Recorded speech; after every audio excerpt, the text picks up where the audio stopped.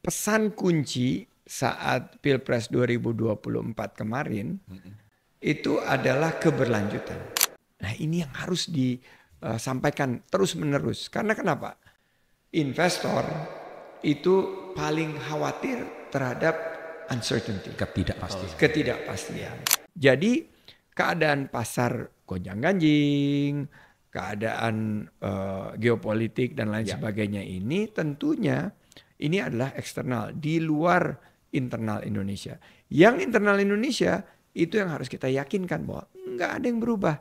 Sehingga mengerti bahwa investasi itu adalah sesuatu disiplin ilmu yang mesti kita dalami untuk mencapai Indonesia Emas 2045. Jadi kalau kita hanya ikut-ikutan, kita hanya beli saham yang digoreng.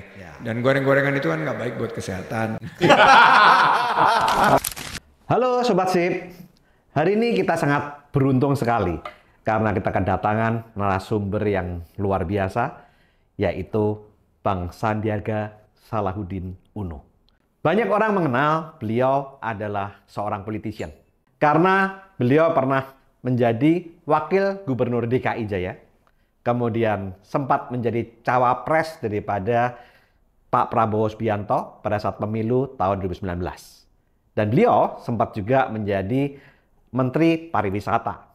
Nah, tetapi banyak orang tidak tahu bahwa sebetulnya beliau adalah merupakan seorang akademisi, seorang entrepreneur, dan seorang yang berkecimpung di pasar modal sebagai seorang investor, bahkan pengelola private equity. Saat di university, beliau mengambil Finance and Business di Wichita State University dan meraih predikat summa cum laude. Demikian juga saat mengambil S2 di George Washington University, beliau juga meraih summa cum laude. Dan hari ini kita sangat beruntung sekali karena beliau mau mengisi channel kita. Dan di podcast yang kali ini saya dibantu oleh rekan saya, yaitu Bapak Chandra Putra Negara sebagai seorang yang membantu saya untuk host daripada seorang spesial Bang Sandi Uno.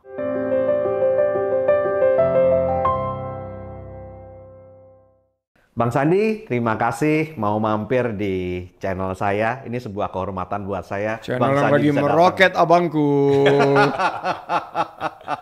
Berapa sekarang subscribernya? Hampir 200.000, Bang. Wih, dulu berapa? Saya belum, waktu sama Bang Sandi saya belum punya YouTube, Bang. Justru terinspirasi sama Pak Chandra, sama Bang Sandi, dan desakan teman-teman, saya disuruh buat YouTube gitu. Inilah the power of content. Dan kontennya FBI. Singkatan dari Finance, Business, and Investment. Iya. Iya, Bang. Ini kan kondisi saat ini kan bergejolak, Bang, ya, volatile. Jadi baik dari Indonesia maupun Amerika itu kan kondisinya saat ini habis ganti rezim ya. Apalagi kalau di Amerika ganti rezimnya dari Demokrat ke Republik. Di Indonesia juga dari partainya dari PDIP, sekarang yang menang Gerindra ya. Presidennya pun dari dulunya PDIP, Pak Jokowi, sekarang kan Pak Prabowo dari Gerindra. Otomatis biasanya kalau terjadi ganti rezim, itu kan pasti terjadi ganti menteri, ganti segala macam ya kan. Dan itu akan selalu memicu terjadi pergolakan ekonomi dan volatility. Nah, dan saat ini betul-betul kondisinya gonjang-ganjing. Nah, menurut Bang Sandi gimana nih, Bang? Sikap yang baik sebagai seorang investor. Karena Bang Sandi ini kan saya tahu basicnya sebetulnya adalah investor. Politician itu baru belakangan, tapi aslinya kan investor. Nah, saya mau tanya Bang Sandi dari sisi investor nih, Bang. DNA-nya itu entrepreneur, investor profesinya, politik itu accidentally. Itu hanya karena Bang Sandi mungkin terpanggil untuk membangun Indonesia. Bahasanya gitu ya. Bahasa politisnya. Politically correct language.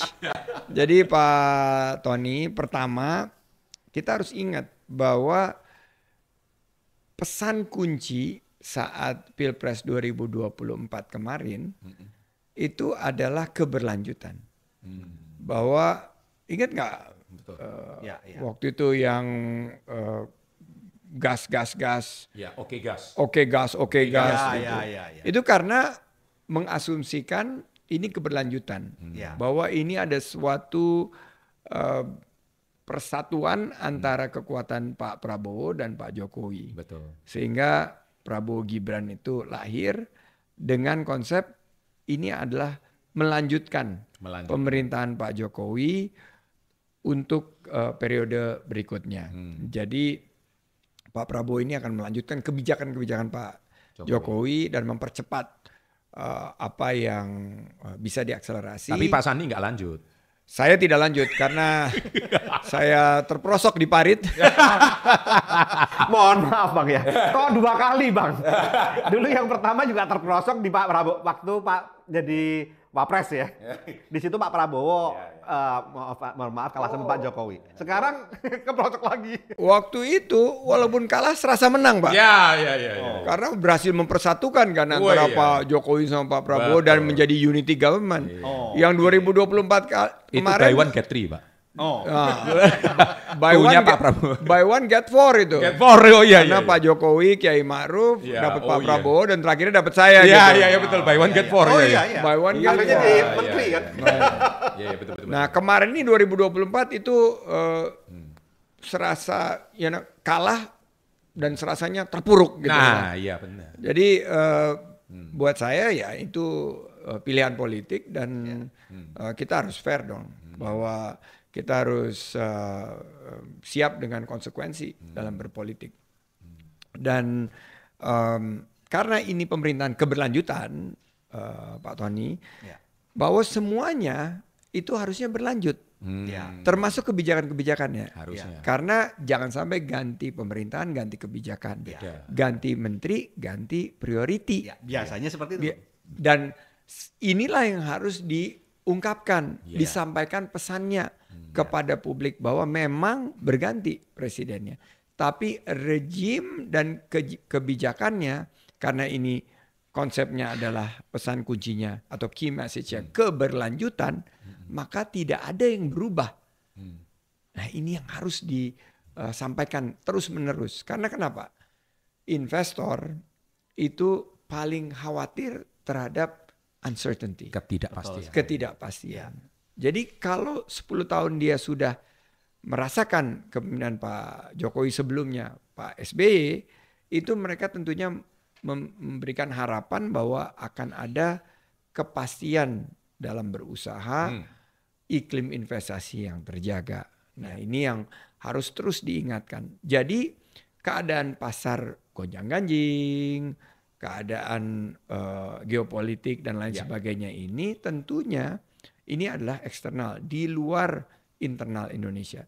Yang internal Indonesia itu yang harus kita yakinkan bahwa nggak ada yang berubah. Kebijakan-kebijakan inti. Pak Prabowo ini udah menawarkan konsep seperti Danantara itu dari 2014 loh. Baca aja bukunya Paradoks Indonesia yang udah beberapa kali direvisi. Di 2019 kita malah menjadi bahan debat kita waktu itu. Waktu saya menjadi pendamping beliau. Jadi nggak ada yang baru. Semuanya sudah pernah terungkapkan dan ini sudah ada dan ini harus dijelaskan kepada masyarakat.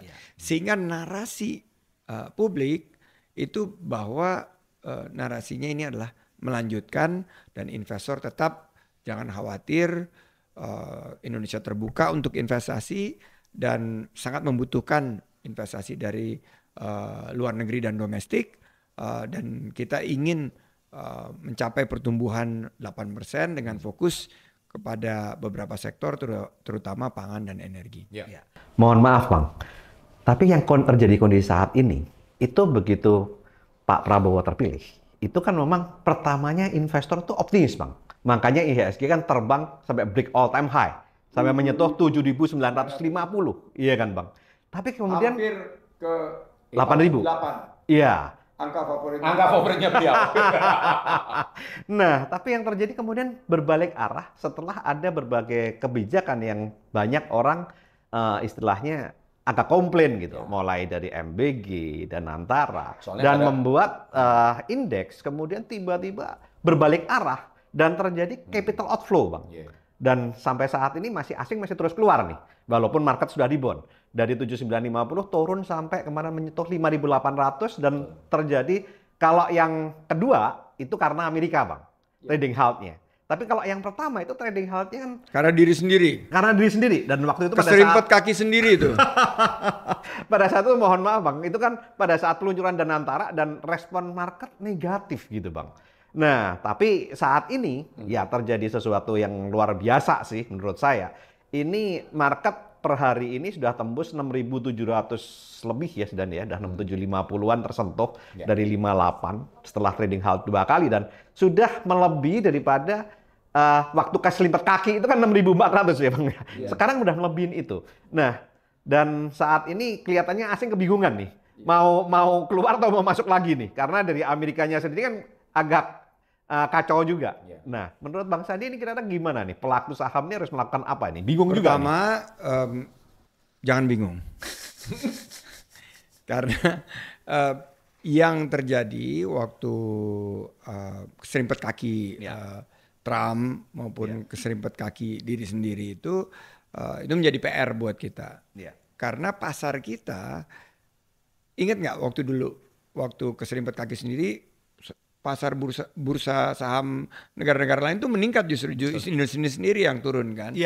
Itu kan karena kita salah satu PR-nya adalah kita nggak bisa menjelaskan nih situasi sehingga terjadi situasi panik ya pagi-pagi waktu itu, terus ada rumors salah satu perusahaan besar itu ada for sale, ada margin call dan akhirnya semuanya panic selling dan akhirnya kita hentikan perdagangan. Jadi PR-nya menurut saya adalah memperluas dan memperdalam pasar keuangan dan pasar modal kita.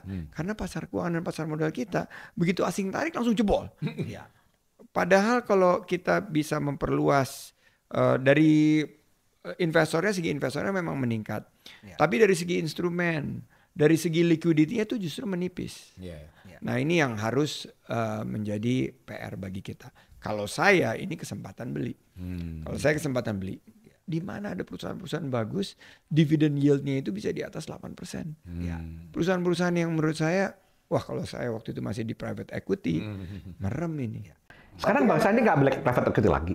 Kan udah dijalankan oleh profesional di Saratoga. Saya sesekali saya masih pemegang saham, tapi saya tidak ikut dalam pengelolaan manajemennya. Nggak supervisi lagi ya? Nggak ada supervisi. Saya pikir Bang Sandi setelah pensiun balik lagi. Saya justru ingin lebih banyak waktu untuk memberikan mentoring edukasi sehingga banyak lagi yang CPN Pak Tony lagi yang di mana-mana sehingga mengerti bahwa investasi itu adalah sesuatu disiplin ilmu yang mesti kita dalami untuk mencapai Indonesia Emas 2045.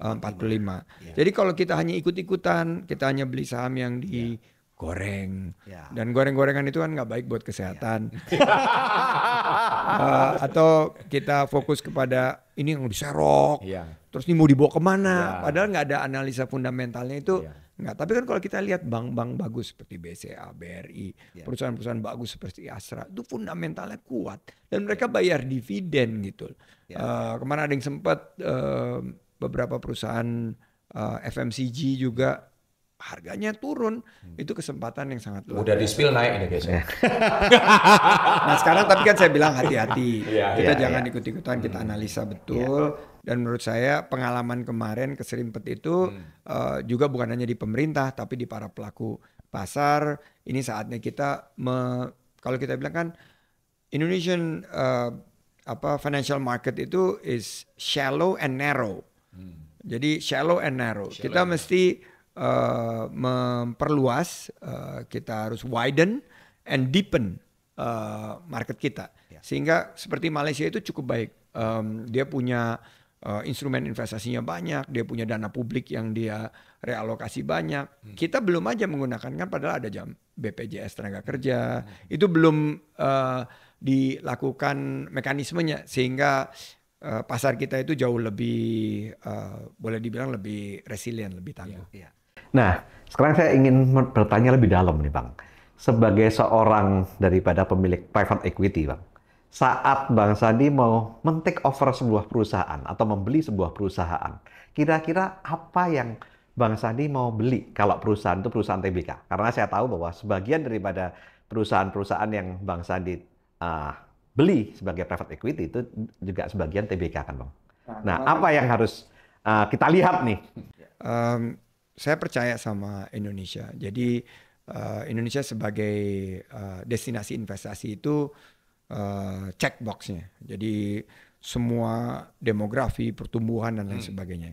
Tinggal sektor yang kita tentukan. Tadi saya sampaikan sektor yang saya tertarik sekali di Indonesia itu new economy, energi baru terbarukan, tentang kesehatan, pendidikan. Terus juga bagaimana kita bisa mengkapitalisasi posisi Indonesia yang secara kalau dilihat ya ini adalah epicentrumnya ekonomi hijau dunia. Jadi carbon project, terus juga kita bisa melihat potensi usaha di bidang teknologi, cyber security dan lain sebagainya. Nah, itu sektor-sektornya, tapi sebelum itu saya pasti akan lihat people. Jadi leadership-nya. Dan sebelum, kan dibalik semua angka-angka ini adalah orang. Nah, saya hanya akan invest di perusahaan yang memiliki corporate leadership itu yang berintegrity, yang memiliki integritas. Jadi yang terutama adalah integrity daripada owner. Ya, jadi governance, owner dan manajemennya. Karena ada perusahaan yang ownernya nggak terlalu in charge, diserahkan kepada professional management. Ada yang ownernya juga in charge. Nah, kalau ownernya juga in charge, ya tentunya owner yang berintegritas.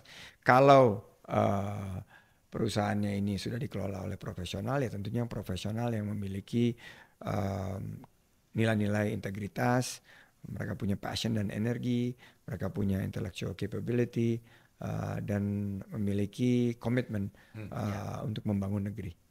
Kalau dari laporan keuangan, biasanya Bang Sandi yang lihat duluan apa? Cash flow. Cash flow.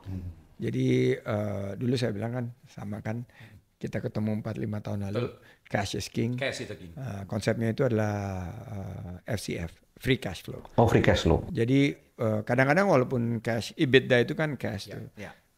Tapi kan kita nggak tahu bahwa ini ternyata cash yang dihasilkan ini udah komit untuk bayar utang, untuk komit untuk capex dan lain sebagainya. Tapi free cash flow ini yang selalu saya perhatikan gitu. Berapa sih kemampuan perusahaan ini untuk mengenerate cash? Itu yang selalu menjadi barometer pertama yang akan saya lihat. Ya, nah ini agak bertentangan. Bukan bertentangan, agak menyimpang, Bang. Nah ini bagaimana dengan komentar Bang Sandi pada saat ada viral kabur saja dulu? Saya tuh bagian daripada yang kabur aja dulu, dulu ya. Dulu ya. Saya kan diaspora dulu. Kalau nggak ada krisis 97-98, mungkin saya masih di luar negeri per hari ini karena saya kerja di investment bank. Saya boleh dibocorin Bang, invest bank apa yang waktu dulu kita invest macam-macam di oil and gas, di financial services, macam-macam gitu loh. Tapi kita harus membuka wawasan kita bahwa diaspora Indonesia ini selama dia terus berkontribusi bagi bangsa dan negara, dimanapun mereka berada, ini perlu kita berikan apresiasi. Misalnya ada anak-anak kita yang lagi sekolah di luar negeri, ada yang lagi bekerja, tapi mereka tetap memberikan perhatian lebih kepada Indonesia, berkontribusi, ada yang ngirim uang setiap bulannya ke orang tuanya, ada yang memberikan pemikirannya, ada yang juga aktif mempromosikan Indonesia di mata dunia. Ini harus kita beri apresiasi. Jadi buat saya bahwa kemarin ini ada tagline kabur aja dulu, itu jangan kita tanggapi negatif. Justru kita lihat dari mana sisi positifnya supaya diaspora kita. Ini India kan belajar. Kita lihat India itu diasporanya waktu itu sukses di Silicon Valley, dan begitu perusahaannya besar dipimpin oleh orang India, di mana mereka berinvestasi? Kembali ke India. Nah, kalau orang Indonesia sukses di luar negeri, menjadi CEO perusahaan besar itu, pilihan pertama mereka investasi kemana? Ya ke kampung halaman. Pak Prabowo kan termasuk kabur aja dulu awalnya. Sama. Saya Pak Prabowo itu kabur aja dulu. Kabur aja dulu. Ya. Pak Rosan juga ya. Pak Rosan juga, dia kabur duluan malah. Dia ke Amerika terus ke Eropa gitu. Jadi dalam hal ini sebetulnya itu harus tanggapi positif. Malah bisa dari ilmu pada saat kabur aja dulu, saat kembali ke Indonesia itu bisa diterapkan di Indonesia ya. Dan mungkin bahkan kemajuan daripada Cina itu gara-gara banyak overseas Chinese di Amerika ya. Di Amerika, di luar negeri, di mana-mana. Ya, dan saat ini mereka kembali membangun Cina sampai sebegitu hebat ya Bang ya. Betul. Iya. Jadi dalam hal ini bagi para netizen jangan negatif dengan yang namanya kabur aja dulu. Kita harus support mereka, dukung mereka, dan kita akan melihat kontribusi mereka buat Indonesia. Dan saya sama seperti Bang Sandi, Bang. Saya itu porto saya lebih dari 50% di saham Indonesia. Kenapa? Karena kan Indonesia ini saat ini sebetulnya apapun ada ya Bang ya. Saat dulu Green Fund, wah Indonesia kecipratan nikel ya Bang. Saat sekarang kembali ke era karbon, Trump mengatakan era karbon, Indonesia lebih pesta lagi karena batu bara. Nah, menurut Bang Sandi kira-kira batu bara gimana ini Bang? Batu bara prospeknya saya melihat ya bahwa apapun kebijakan dunia, batu bara pasti masih akan dibutuhkan. Karena batu bara ini tentunya dengan teknologi terkini, ini kita bisa menyesuaikan sehingga aspek-aspek toksik yang selama beberapa tahun belakangan ini dikhawatirkan ini dengan teknologi baru, dengan kalau kita lihat environmental protection yang baru, ini batu bara tentunya bisa disesuaikan jika dikelola dan ditambang dengan good governance, good mining practice. Berarti ada roh bagus ya Bang ya? Benturan kepentingan lagi. Memang sengaja saya benturkan. Mohon ada disclaimer di bawah sini. Tapi yang saya dorong adalah kalau kita berinvestasi, saya ini selalu menyampaikan kepada perusahaan-perusahaan yang dulu saya bangun dan sekarang saya berikan mentorship bahwa begitu Anda menjadi perusahaan publik atau di awal usaha Anda juga kita harus berpikir 360. Dan salah satu 360 itu adalah kita menggunakan arus kas yang kita miliki untuk membesarkan perusahaan. Tapi para shareholders ini kan juga ada kebutuhan-kebutuhannya. Dan setahun sekali paling enggak jika diberikan dividen, dia pasti akan senang. Kalau kita punya teman, kita punya anak buah, kita punya koleha, setiap kali setahun sekali kita datang dikasih angpau, senang nggak kita? Ya senang Bang. Pasti. Makanya saya bilang adalah tingkat kematangan perusahaan itu saat mereka bisa konsisten membayar dividen. Ya, pertanyaan terakhir Bang. Bagaimana pendapat Bang Sandi tentang Danantara? Danantara menurut saya itu juga konsep yang sudah diungkapkan Pak Prabowo dari katanya dari Bang Sandi dulu ya, Bang Sandi dulu. Sejak saya jadi jubir 2014 Pak Prabowo sudah memiliki pemikiran tersebut karena itu yang menjadi pemikirannya Pak Sumitro saat Pak Sumitro mengusulkan kepada Pak Harto di tahun 90-an. Dan akhirnya usul tersebut malah ditangkap oleh Malaysia dan meluncurkan Khazanah. Jika tidak salah. Saya waktu kita pembicaraan internal waktu saya jubir di 2014 dan pemikiran itu sudah ditulis juga di Paradoks Indonesia buku beliau. Jadi tidak ada sesuatu yang baru. Nah dengan waktu 2019 menjadi bahan debat kami dalam pembiayaan pembangunan negara dan 2024 kemarin setelah menang dan 2025 ini sudah diwujudkan.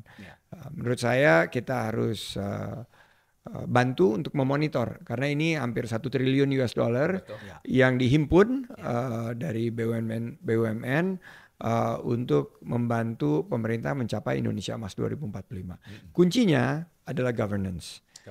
Gimana caranya ini tata kelolanya world class. Temasek waktu baru saja didirikan di tahun-tahun pertamanya dia tidak berinvestasi tapi dia membenahi apa yang menjadi keunggulan daripada Singapura. Misalnya Di awal-awal mereka menginginkan Singapore Airlines menjadi the best airline of the world. Bahwa mereka fokuskan Singapore Airlines yang tidak punya destinasi domestik menjadi perusahaan terbaik penerbangan dunia. Changi menjadi airport terbaik dunia. Itu menjadi fokus.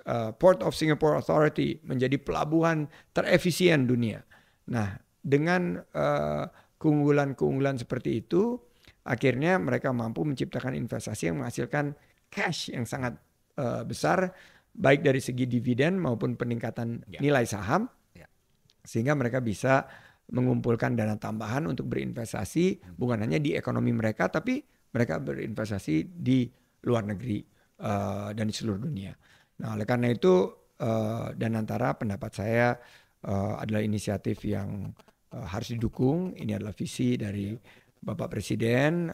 Kita berikan masukan, bukan hanya apresiasi tapi masukan agar dikelola dengan penuh kehati-hatian, karena ini adalah uangnya rakyat kan, uang rakyat yang harus digunakan sebesar mungkin sesuai dengan pasal 33 Undang-Undang Dasar Negara Republik Indonesia tahun 45, yaitu untuk kesejahteraan rakyat Indonesia. Bagaimana tentang usulan bahwa, bukan usulan ya, saat ini mungkin sudah mulai berjalan ya, bahwa Danantara sebagai liquidity provider daripada sebagai liquidity provider di Bursa Efek Indonesia. Ini perlu dikaji dengan sangat mendalam, karena tadi saya kan menyampaikan bahwa kita ini nggak liquid market kita. Kita ini sangat dangkal market kita. Jadi ada shock sedikit, orang jual langsung indeksnya tengkurap gitu. Apakah ini menjadi tugas dari Danantara? Ini mesti dicek secara legal. Apakah ini mandat dari Danantara? Ini mesti dicek. Undang-undang yang baru disahkan kemarin, para lawyer harus memberikan masukan. Tapi sumber liquidity itu nggak hanya Danantara. Sumber liquidity itu sebetulnya banyak yang maksudnya bisa diusulkan gitu. Misalnya di Malaysia itu ada PNB, Permodalan Nasional Berhad. Itu untuk meningkatkan kemampuan dari masyarakat ikut berinvestasi di pasar modal, dan masyarakat Malaysia itu berhasil meningkatkan likuiditas. Jadi dana yang dihimpun waktu itu pada satu saat diinvestasikan di pasar modal dan membantu likuiditas dan membantu kepemilikan masyarakat melalui unit link, dan akhirnya sekarang PNB nomor 2 sudah menyusul bukan 1MDB ya. 1MDB itu yang jebol kan, tapi nomor satunya itu EPF, sekelas jam sosteknya mereka, BPJS mereka, nomor 2 udah PNB, nomor 3 Coop, nomor 4 baru Khazanah. Itu menunjukkan bahwa liquidity provider itu nggak selalu sovereign wealth fund gitu. Tapi jangan sampai Danantara kayak 1MDB ya. Kita pastikan jangan sampai. Jadi itu pengalaman buruk yang negara tetangga kita karena intervensi politik dan karena tata kelola yang tidak baik. Nah, ini yang harus SB30 Pak Tony kritisi terus. Karena Pak Rosan ini selain dari panggilannya si Untung, waktu SMA dia ini hoki melulu. Si Untung ya? Ya, panggilan karena dia hoki melulu. Jadi di kita manggilnya dia si Untung gitu loh. Jadi Si Untung. Jadi dia tuh sangat terbuka terhadap masukan-masukan, terutama para podcaster. Jadi Pak Tony ini termasuk Dewan Pengawas. Sama Pak Chandra lebih dari Dewan Pengawas nih. Semua 4,3 subscriber. Semua harus mengawasi dan memberikan masukan, karena ini adalah aset bangsa yang harus betul-betul menjadi agen pembiayaan dan pembangunan kita. Oke, terima kasih banyak Bang Sandi atas masukannya. Setelahnya saya ingin tanya banyak banget, tapi nanti deh waktu Pas workshop. Saya akan kulik lebih dalam dan kira-kira saham apa yang ingin saya tanya bocorannya. Advertise dulu workshop kita. Gak apa-apa, Pak Tony. Kita akan mengadakan workshop tanggal 31 Mei dan 1 Juni. Itu nanti insider. Ada truly insider, belajar dari masterpiece-nya langsung. Bang Sandi Uno, yang mana beliau akan cerita pengalaman beliau, bagaimana beliau justru menjadi multi-billionaires waktu krisis. Ya. Betul Dan ya? di samping itu memang belajarnya di finance, Pak. Jelas. Dan lulusnya pun summa cum laude. Nah, Nah, ini gitu. bukan hanya praktisi pasar modal, tapi secara edukasi juga bagus sehingga kalau berbagi Iya. itu pasti keren banget.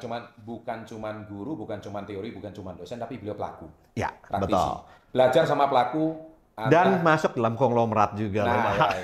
Kapan lagi ya workshop dihadiri konglomerat ya, Pak? Iya, belajar dari konglomerat supaya kita jadi konglomerat juga kan. Ya. Amin. Amin. Pak. Amin. Ya. Ya, Oke, terima kasih Bang Sandi dan saya tutup dengan sampai jumpa di puncak kemakmuran. Makmur.